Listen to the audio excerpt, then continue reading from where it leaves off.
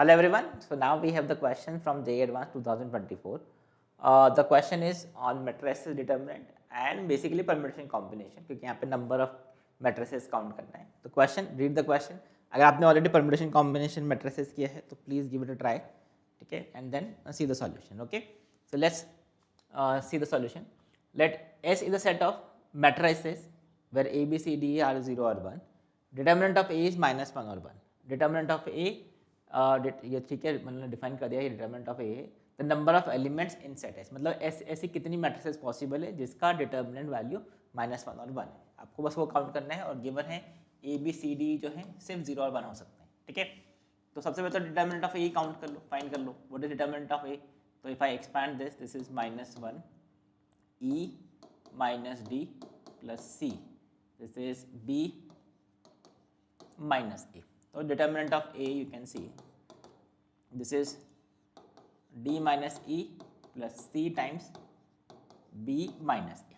ये हमारे पास डिटरमिनेंट आ गया. ठीक है, अब हमको ये पता है कि जो C और A B C D हैं वो 0 और 1 हो सकते हैं और हमको डिटरमिनेंट ऑफ A को क्या लेके आना है? -1 और 1 लेके आना है. ठीक है, तो फर्स्ट केस ले लेते हैं. डिटरमिनेंट ऑफ A अगर 1 है, फर्स्ट केस.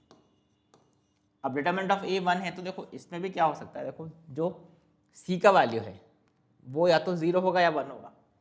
तो if I take the first case, इसमें भी एक फर्स्ट केस ले लेते हैं कि C का वैल्यू अगर 0 है, C का वैल्यू 0, तो D का वैल्यू 1 और E का वैल्यू 0 होना पड़ेगा. क्यों? क्योंकि अगर C 0 हो गया, C 0 और D का वैल्यू 1, 1 माइनस E 0 आ जाए, 1 आ जाएगा. अब A और B कुछ भी हो, A और B कुछ भी हो, कोई फर्क नहीं पड़ता, बिकॉज वो क्या है, वो तो 0 हो जाएगा बिकॉज C 0 कर दिया तो ये टर्म 0 हो जाएगा, तो हमेशा 1 आ जाएगा. तो ऐसी कितनी मैट्रिसेस पॉसिबल होंगी? तो in how many ways I can select A का हम दो तरीके से सेलेक्ट कर सकते हैं. In how many ways I can select B, again in 2 ways, या तो आप 0 पुट करोगे या 1 पुट करोगे.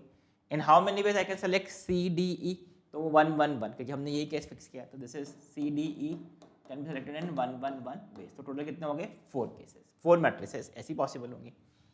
सेकेंड केस, अब अगर C का वैल्यू 1 है, ठीक है, C का वैल्यू अगर 1 है, तो अगर C का वैल्यू 1 है तो जो डिटरमिनेंट ऑफ A होगा वो क्या होगा? D माइनस E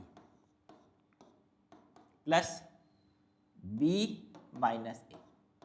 ये हमारे पास एक्सप्रेशन बनेगा. ठीक है, अब इसका वैल्यू अगर हमको क्या लेके आना है? डिटरमिनेंट ऑफ A 1 लेके आना है. हम अभी सॉल्व कर रहे हैं determinant of A equal to 1 का केस. तो दो ही पॉसिबिलिटी हो सकती है कि this is equal to 1 and this is 0, और ये 0 हो जाए या फिर ये 1 हो जाए. ठीक है, आई hope this part is clear. तो यू कैन सी 1 0 और 0 1 दो ही पॉसिबल हो सकती है बिकॉज 1 प्लस 0 और 0 प्लस 1 ही है, और तो -1 तो पॉसिबल होगा नहीं क्योंकि -1 प्लस 0 -1 हो जाएगा. तो हम सेकेंड केस कंसिडर कर लेंगे. ठीक है, सो इफ 1 एंड 0, अब डी ई तो आप कॉम्बिनेशन बना कर देख लेते हैं. तो दिस इज, यहाँ पे लिख देते हैं डी ई बी और ये ए. तो लेट्स मेक द केसेस. सी का वैल्यू 1 हमने पुट कर दिया, तो अब ये वैल्यू 1 कैसे बनेगा? अगर भाई इसका वैल्यू 0 होना है तो इसका मतलब या तो ये 1 1 होंगे या फिर 0 0 होंगे, दोनों को इक्वल होना पड़ेगा अगर ये 1 0 है तो. और ये 1 कैसे बनेगा? जब ये 1 माइनस 0, 1 और 0, ये पॉसिबिलिटी है. करेक्ट. और क्या हो सकता है कि अगर इसको 0 करना है तो सेम यहाँ पे 1 1 कर दो और इसको 0 0 कर दो. दोनों को बराबर होना पड़ेगा, किसको? डी और ई को, क्योंकि अगर डी और ई बराबर होंगे तभी ये पॉसिबल है. और इससे क्या होगा? दिस इज, अगर इसका वैल्यू हमने 0 कर दिया, ठीक है, तो इसका वैल्यू 1 कैसे बनेगा? जब ये 1 माइनस 0 बनेगा. तो दिस इज 1 0, दैट्स इट, 1 0. एक ही पॉसिबल है. तो how many such matrices are possible here? You can see A B C D E, क्या सी का वैल्यू तो 1 ही है, और ए बी सी डी के कितने कॉम्बिनेशन है? 4 कॉम्बिनेशन है. तो मतलब what is the number of matrices? 4. तो कहना से टोटल मैट्रिसेस जो होंगी वो 8 होंगी. किस केस में? जब डिटरमिनेंट ऑफ ए 1 है. ठीक है, अब अगर डिटरमिनेंट ऑफ ए -1 होगा तो क्या होगा? तो let's say if I consider the second case, determinant of A -1. ठीक है, तो अब डिटरमिनेंट ऑफ ए -1, तो ये फर्स्ट केस, फिर से वही मेथड लगाते. First case when c is equal to 0.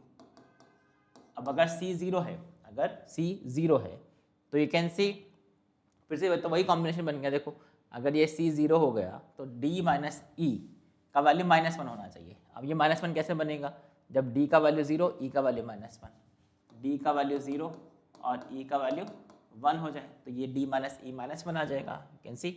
और ये तो 0 हो ही गया, तो A और B कुछ भी हो, क्या फ़र्क पड़ता है। तो कैन आई अगेन से ये तो 4 तो फिक्स हो ही गए, ये 3 तो फिक्स हो ही गए। A and B can be any value, A and B can be any value 0 और 1। तो यहाँ पे टोटल कितनी मैट्रिक्स बनेंगी, 2 into 2 which is equal to 4। Exactly same logic because A can be selected in 2 ways, B can be selected in 2 ways, C, D can be selected in 1 ways, मतलब total 4 matrices। Second case, अगर हम second case की बात करें, C अगर C का value 1 है, C का वैल्यू 1, तो A B C D E sorry D, हाँ C का वैल्यू 1 है तो D minus E B minus A का वैल्यू -1 कैसे आएगा। तो आई थिंक ये तो आपको समझ में आ ही जाएगा। अब दिस इज एग्जैक्टली सेम, बस हमको अब -1 लेके आना है, ठीक है। C का वैल्यू हमने 1 पुट कर दिया है। नाउ इफ C का वैल्यू 1 तो we want D minus E plus B minus A, इसका वैल्यू हमको -1 लेके आना है। जैसे यहाँ पे हमने सॉल्व किया था एग्जैक्टली सेम, अब हम क्या कर रहे हैं -1 के लिए। तो -1 के लिए कॉम्बिनेशन क्या बनेगा, -1 0 0 -1, करेक्ट। तो नाउ -1 इसका वैल्यू 0 कैसे होगा, जब दोनों बराबर होंगे, 1 1 0 0। और इसका वैल्यू -1 कब होगा, जब इसका वैल्यू क्या होगा, -1 0 और 1 0 और 1। तो आई थिंक इस केस में भी 4 ही केस बनेंगे, एग्जैक्टली सेम ही है। देखो यहाँ पे 0 0 करोगे तो कितना हो जाएगा, 0 0 पे इसका वैल्यू 0 कैसे आएगा, जब D और E बराबर होंगे। तो दिस इज 1 1 0 0। और इसका वैल्यू -1 कब कैसे होगा, जब ये 0 और ये 1 होगा। तो ये 0 1 0 1, तो कितने केसेस बने, 4।